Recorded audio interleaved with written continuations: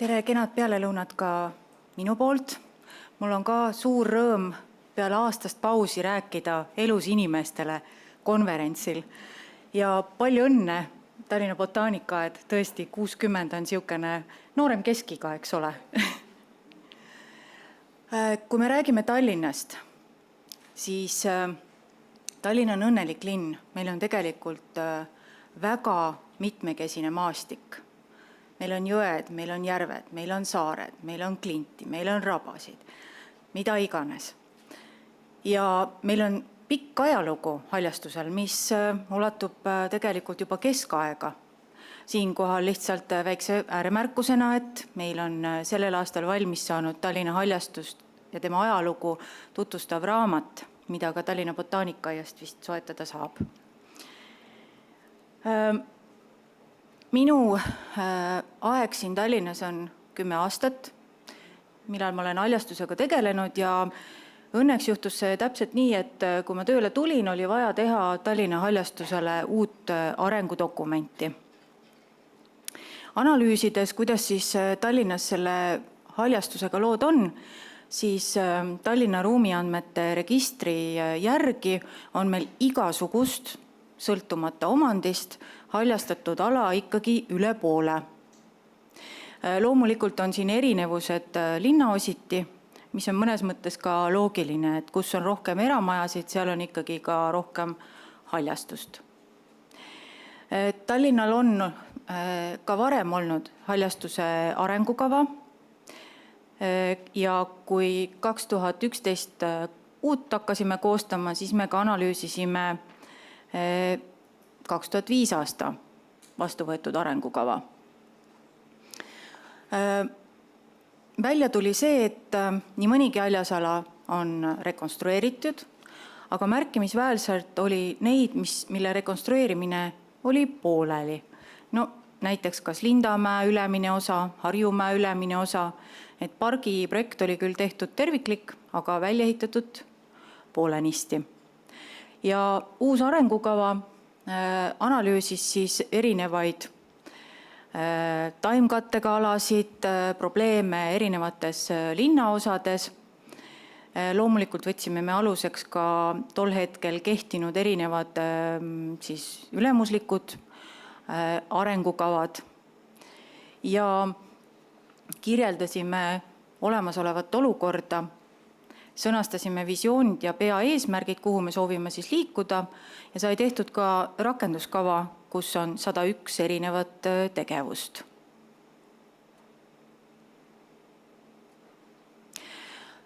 Küsitakse, et milleks selline dokument üldse vaja on. Aga analüüsides neid kõrgema astme dokumente, siis tegelikult tavapäraselt me näeme, et visioonides nimetatakse alati rohelust. Me tahame olla roheline linn, aga kui vaadata rakenduskavani, siis tihtilugu on seal torud ja asfalt. Ja kui mõelda, kuhu üks valdkonna arengukava asetub, siis tal on oma roll oma valdkonna juures, aga samas on võimalus ka anda alati sisendit ülemuslikele dokumentidele ja nii on juhtunud ka nüüd uue Tallinna strateegiaga. Ja kui me räägime haljastusest siin, siis me peaksime rääkima ka haljastu eluringist. Et paljuski kasutatakse seda eluringi mõistet just tehiselementide poolt. Aga meie mõtleme siin Tallinnas haljastu eluringi all eelkõige erinevaid tegevusi, mida me teeme haljastusega.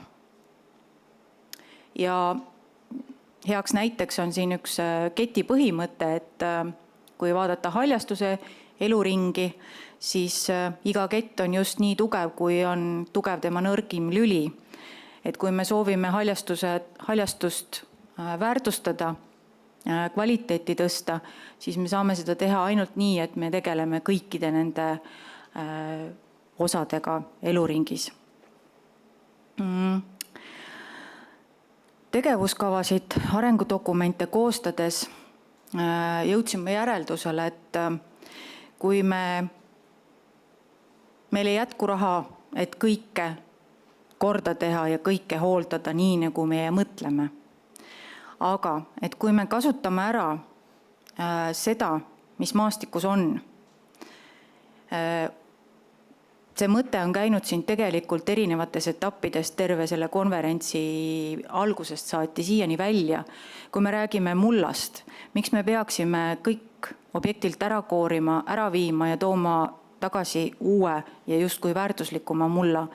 Kui me võiksime seda seal kas või maastikuarhitektuurina ära kasutada, tehes muhke ja lohke, säilitada kõike seda, mis seal koha peal väärtuslik on ja ära kasutada.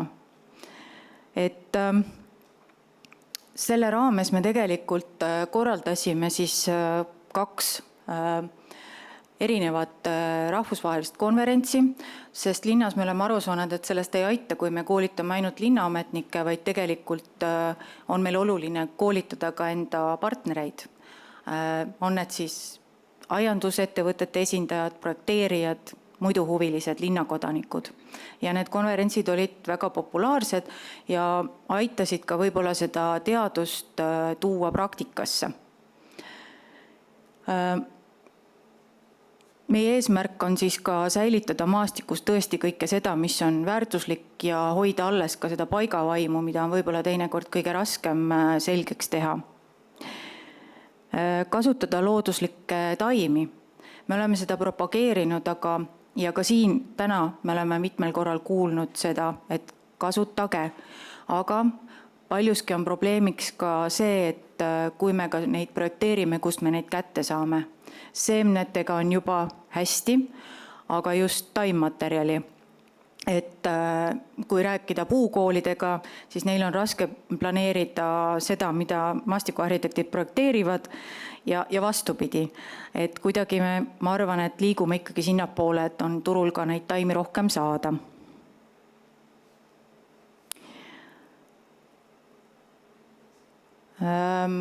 Võib-olla ka see, et kui me koostame projekti, teinekord tõesti esimene aasta raha ei jätku linnas, aga et meil on võimalik ka haljastust või parki rekonstrueerida etapiviisiliselt.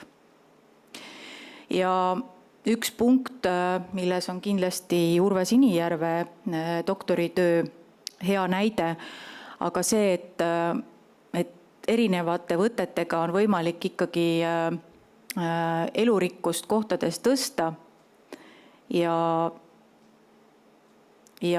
hooldus on üks osa sellest. Et tihtilugu, kui me projekteerime, me ei mõtle hooldusele, aga tulles tagasi jälle haljastu eluringile, siis hooldus on tegelikult võib-olla kõige pikem etapp selle haljasalal. Et seetõttu kaasata häid spetsialiste, kes tulevikus seda ala hooldama hakkavad ja koostöös leida parim lahendus, et ka aastate pärast see park näeks välja just selline, mis algselt mõeldud oli. Tallinna uues arengustrateegias on tegelikult haljastust käsitletud märksa rohkem, kui oli vanas. Et siin leiab päris südant soojendavaid märksõnu ja mis tegelikult alguse on saanud paljuski sellest samast haljastuse tegevuskavast. Et me palju räägime tegelikult hoonetest ja tehnilistest materjalidest maastikus ja haljastus on justkui karneering, mida võetakse nagu iseenesest mõistetavana. Aga paraku see nii ei ole ja linnas dikteerib väga paljuski nii-öelda maapealset kujundust see, mis on maa all.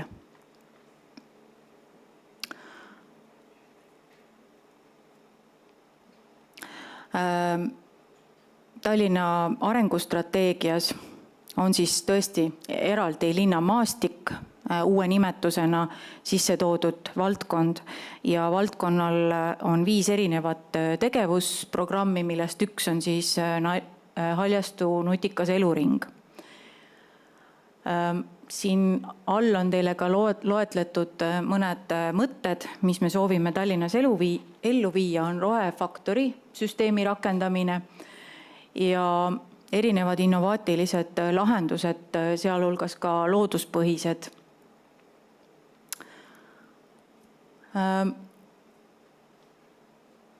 Nüüd erinevatest Tallinna tegemistest, mis siis haljastuse eluringi etappe justkui positiivselt mõjutavad. Et üheks nendeks on kindlasti see, et Tallinnas tuleb ennem ehitus- või planeerimistegevuse alustamist läbi viia alal haljastuse inventeerimine.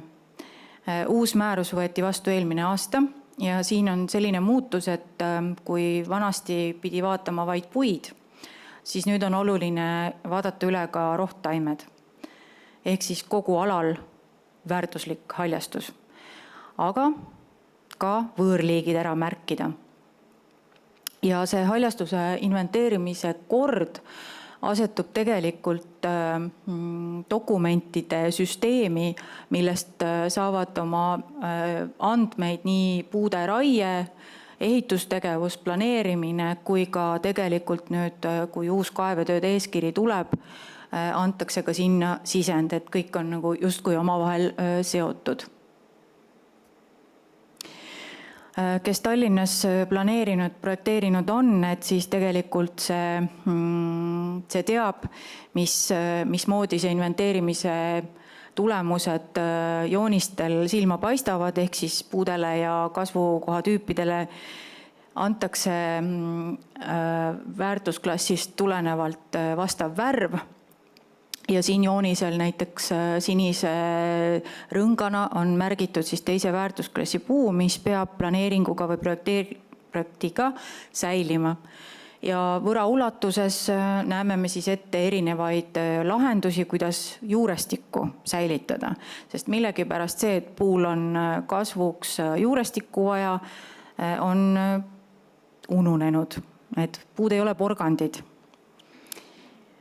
Ja olen siin veel teise värvina välja toonud, et inventeerimise aruandel tuleb nüüd teistmoodi edastada joonised ja tabelid ja seda eelkõige selle mõttega, et me sooviksime neid andmeid enda andmebaasides kasutada ja siis nad on meil sinna lihtsasti sisse loetavad. Üks uus asi, mis võib-olla tundub, et me läheme omadega kosmosesse, aga tegelikult me tegeleme ikkagi rohujuure tasandil, on sellel aastal alguse saanud Green Twinsi projekt, kus me koostöös TalTechi, Aalto ülikooli, Helsingi linna ja Tallinna linnaga püüame siis luua sellise 20 puust ja 10 põõsast rohemudelite raamatukogu, mida tulevikus saaksid kasutada siis planeerijad ja projekteerijad. Ja kui tüüpiliselt planeeringutes, projektides need taimed on suhteliselt sellised valitud on sarnased, siis meie soovime luua mudeleid, mis ajas muutuvad ja mida on võimalik näiteks siis kas või planeeringu tutvustamisel näidata, et palun näita mulle seda ala 20 aasta pärast kevadel või sügisel ja kuidas see ala siis muutub. Ja võtsin täna hommikul lihtsalt ühe sellise, kuidas meil tänapäeval uusarendustes püütakse siis kortereid müüa, et milline näeb see pilt välja. See on võib-olla ka selline halb näide, et on ka kindlasti ilusamaid ja paremaid, aga no põhimõtteliselt. Ja nüüd väike tutvustav video selle projekti kohta. Ja inimesed, linna oluline osa on ka rohelus. Tallinna Tehnikaülikooli teadlased töötavad välja linna rohelise keskkonna digitaalset kaksikut. See virtuaalne lahendus näitab, kuidas muutub linna taimestik aastate ja aastaaegade jooksul ning kuidas see mõjutab linna ökosüsteeme. Roheline kaksik näitab juba linna planeerimise ajal, kus on vaja rohkem varju suvise päikese eest, kus võib rohelus varjata liiklusmärke või kuhu kogunevad sügistuuled, kui puud on raagus. Nii on linnas puhtam õhk, hea elada ja mõnus olla.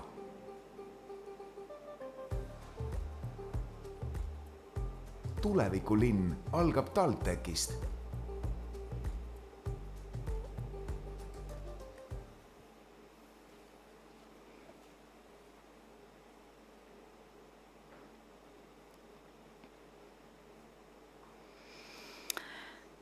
Viimane slaid planeerimisest ja projekteerimisest on see, et järjest enam me tegelikult püüame teha koostööd erinevate spetsialistidega, kui me mingisuguseid planeeringuid või projekte teeme. Ja ennem, kui me asume projekteerima, siis ka uurida kõik alal uurimist vajavad asjad välja. Et võib-olla siin suuremaks väljakutseks oli viimasena Tondiraba park, kus tõesti uuriti nii tolmeldajaid, kahepaikseid, teostati haljastuse inventeerimine ja võeti siis kas projektis või ka tööde läbiviimisel neid uurimistulemusi arvesse. Ja planeerimise ja projekteerimise protsessis on tihtilugu see, et paber kannatab kõike. See joon paberil on nii lihtne tõmmata, aga tegelikult kui projekteerija käest küsida, et kuidas sa reaalselt nüüd, kui selle joone järgi hakatakse ehitama, et kas on võimalik ehitada. Sest ei ole harvad need kõned, kus ametisse helistatakse ja öeldakse, et me nüüd ei saa ehitada, et nüüd need puud tuleb maha võtta. Aga minu esimene vastus on alati, et palun pöörduge siis projekteerija poole, kuidas ta on mõelnud selle läbi, et kas tehakse helikopteri pealt või kuidas moodi. Ja kaitsemeetmed, et siinkohal taas haljastus tundub kuidagi selline mitteoluline, et see, kui on üks muru või rohttaimede kooslus kasvanud aastakümneid koha peal, siis võib-olla ei peaks traktoriga sealt otse läbi sõitma ja jälgi tegema ja mõelda, et homme ma teen siia jälle muru. Tegelikult on asi rikutud ja seda kuidagi ei väärtustata. Et järjest enam me püüame ka projektides seda ette näha, et tõesti aedadega piirata ka väärtuslikud rohttaimedega alad, sest tundub, et ainult see kaitseb juhuslikult traktoristi mõtete eest. Ehitamine. Siin tuleb mängu siis puuderaie. Väga värske uus määrus linnas kehtimas.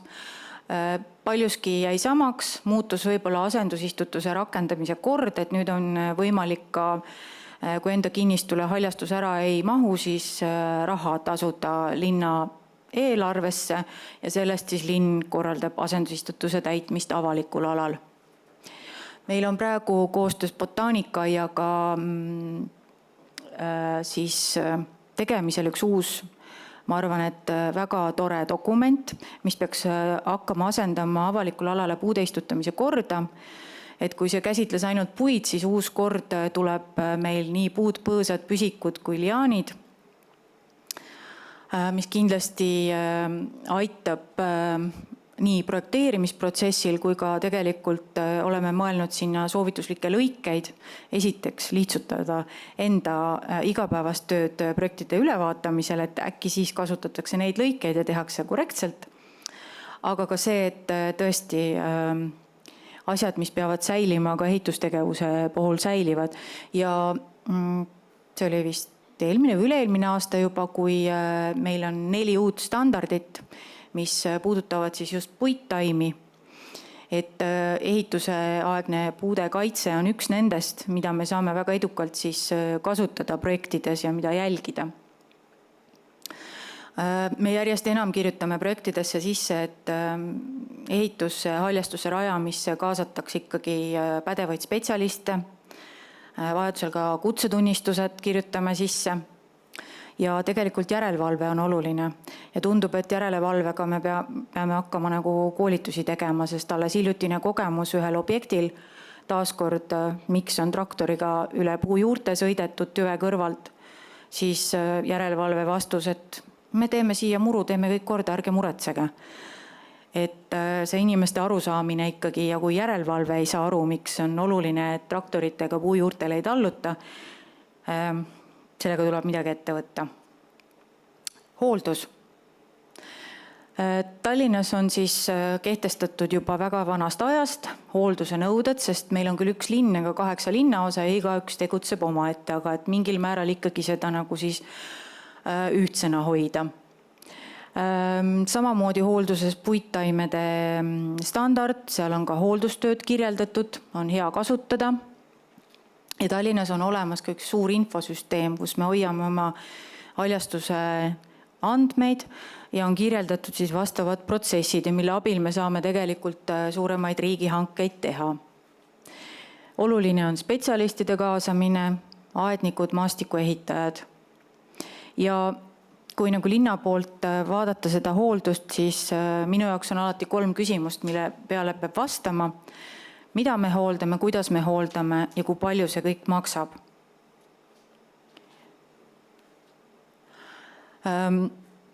2012, kui seda tegevuskava arengudokumenti haljastusele sai tehtud, siis sai selgeks, et tegelikult igaüks, iga linnaosa hooldab nii, nagu Jumal juhatab. Kuidas me saame siis teada, et kuidas peaks hooldama?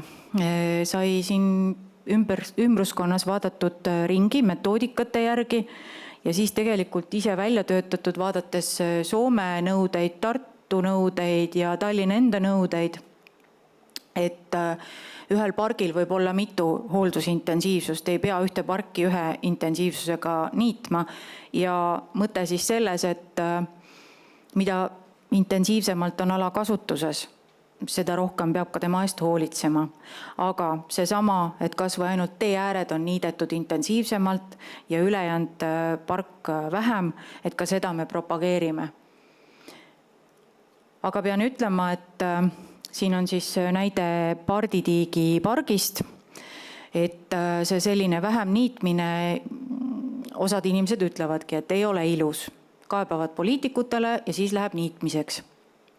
Ja mina olen alati püüdnud põhjendada haljastuse olulisust niimoodi, et küsinud, et kas te terve soovite olla. Et kui te räägite, et te tahate parkla kohta enda akna alla, et see muru on mõttetu, aga et kas te terve sooviksite olla?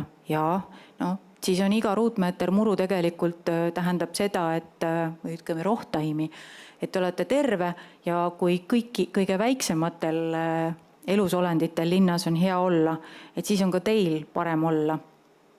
Ja see justkui natukene viib seda sõnumit rohkem kohale. Aga siin on veel kord siis pilt sellest, et kui erinevaid hooldusintensiivsusi ühele alale saab määrata sõltuvalt sellest, kuidas teda siis kasutatakse. Ja linnaositi on see hooldamine olnud väga erinev, aga ma ütleksin, et see ei ole tegelikult üldse paha, et me ei ole kõike, mis nagu meie ala on, jõudnud hooldada, sest see tähendab seda, et ülejäänud ala on looduslik ja võib-olla ei peagi hooldama.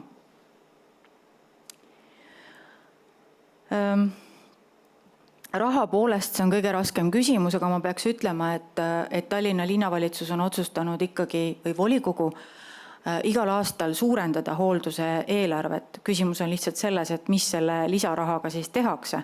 Loomulikult esimene hetk soovitakse rohkem niita. Aga siis me oleme püüdnud selgitada, et tegelikult haljastuse hooldus ei tähenda ainult prahikoristust ja niitmist, vaid seal on ka puud-põõsad, mis õigel ajal vajavad teatud tegevusi. Ja iseenesest selline halvasti hooldamine tegelikult tähendab seda, et ühelt maalt tuleb see terve pargiala võib-olla uuesti rekonstrueerida. Et selle peale ka paljuski ei mõelda. Ja meil on siin ka nüüd juba paar aastat laua peal, et kõik linnaosad võiksid oma haljastust tellida ikkagi haljastuse hooldust ühtsete hangete alusel, aga see ei tule lihtsalt. Nii, mul on tegelikult üks unistus ja unistus on see, et kui nüüd kõiki neid andmeid ja kõiki neid kordasid, mida ma siin püüdsin teile tutvustada, kokku võtta, siis kui me hästi palju räägitakse PIM-ist, ehk siis jälle taaskord tehiskeskkonnast. Ja kui ma küsin, et kas te olete mõelnud ka, kui PIM-ile koode teete, sellele, et kliimamuutused, rohepööre, et me peaksime rääkima haljastusest, siis on huvitav mõte. Et ma arvan, et see olukord siin Tallinnas on valmis selleks, et me alustaksime tööd selle LIM-iga. Ja siia ma olen siis kirja pannud selle, mida kõike kasulikku ma tegelikult sellest näen. Et see pilt võib-olla, mis on tõesti esialgne, on ühest Soome projektist, aga mis näitab natukene ära, et kuivõrd hästi mudeliruumis näeb seda juurestikku ja puude siis konflikti, aga ka samas, et juurestik ja hoone, võra ja hoone, et me ei saaks enam projekteerida hooneid selliselt, et me peame pool võra ära lõikama või puu maha võtma. Ja praegu oleme me siis üsna alguses, ehk siis mõtleme, kuidas luua puudele ja põõsastele unikaalseid koode, aga sealt edasi ka kogu maastikule. Ja neid koode tegelikult ühendades, siis see kõik tundub tegelikult loogiline ja käega katsutav. Ja kokkuvõtteks me püüame siis Tallinnas tõesti väärtustada nii meie põnevat ja mitmekesist ajalugu kui ka kõike seda, mis meil on väärtuslikku maastikus. Kõik on väärtuslik, mis ei ole ohtlik, aga kui me hakkame planeerima või ehitama midagi, et siis me eelkõige püüame säilitada just seda, mis on rohkem väärtuslik ja püüda leida neid lahendusi sellelt alalt, kus võib-olla kasvab vähem väärtuslik. Püüame siis jälgida ja põhjendada oma tegevusi nende arengudokumentidega, mida me tõesti haljastuse poole pealt oleme nagu südamega teinud. Kõik neid õigusakte, mis tööks vajab, me teeme koostöös ja Tallinna Botaanikaaed on siin meil väga hea koostööpartner. Plaanis on mitmed juhendid, mis meie tööd hõlbustavad, aga ka võib-olla näiteks integreeritud taimekaitse poole pealt või taimekaitsest üldse, et seda saavad ka siis teised linnaosad kasutada. Ja püüame siis oma otsuseid teha andmete põhjalt ja koostööd teadlastega jätkata, et meie otsused oleksid tõesti tulevikku vaatavad ja praeguste andmete ja teadmiste põhjal parimad. Aitäh!